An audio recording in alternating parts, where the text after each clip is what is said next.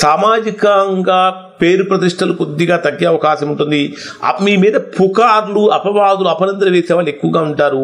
ఇంకా చెప్పాలంటే కొంతమంది మిమ్మల్ని బ్లాక్మెయిల్ చేసేటటువంటి పరిస్థితి కూడా వస్తుంది. సప్తమ స్థానంలో కేతువు ప్రవేశించినప్పుడు ఉద్యోగపరంగా కనుక తీసుకుంటే ఆకస్మికమైనటువంటి ట్రాన్స్ఫర్స్ కూడా అంటే ఊహించినటువంటి బదిలీలు కూడా జరిగే అవకాశం ఏర్పడుతూ ఉంటుంది. అలానే ఉద్యోగపరంగా ఒత్తిడి కొద్దిగా పెరుగుతుంది అని చెప్పాలి.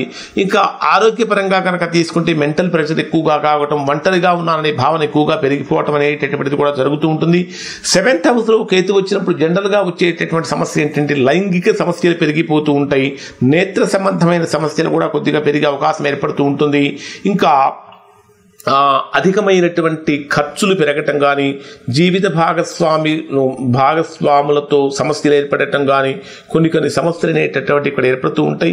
ఓవరాల్గా కనుక పరిశీలించినట్లయితే 7th హౌస్లో కేతువు ప్రవేశించినప్పుడు అనేక రకాల సమస్యలు అంటే దాంపత్య జీవితంలో కానీ, భాగస్వామ్య వ్యాపారాలలో కానీ, ఆరోగ్యపరమైనటువంటి విషయాలలో కానీ, న్యాయ వ్యవహారాలలో కానీ కొన్ని ఇటువంటి విషయాలలో కొన్ని సమస్యలు అనేటటువంటివి కుంభరాశి వారికి కనిపిస్తూ ఉన్నాయి.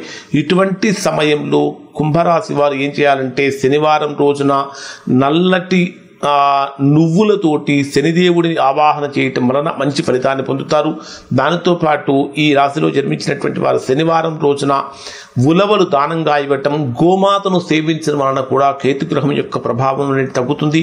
అన్నిటికంటే గొప్పది ఏంటంటే శివనామస్మరణ. ఓం నమ శివాయ అనేటటువంటి శివనామాన్ని ప్రతిరోజు ఒక 108 సార్లు కనుక మీరు పఠించినట్లయితే, పారాయణ చేసినట్లయితే మంచి ఫలితాన్ని పొందుతారు.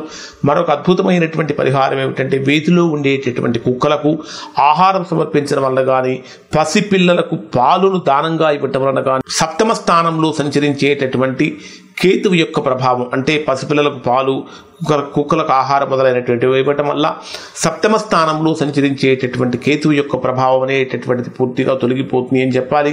ఇవి కుంభరాశి వారికి సప్తమ స్థానంలో సంచరించేటటువంటి కేతువు వల్ల కలిగేటటువంటి ఫలితాలు. శుభం.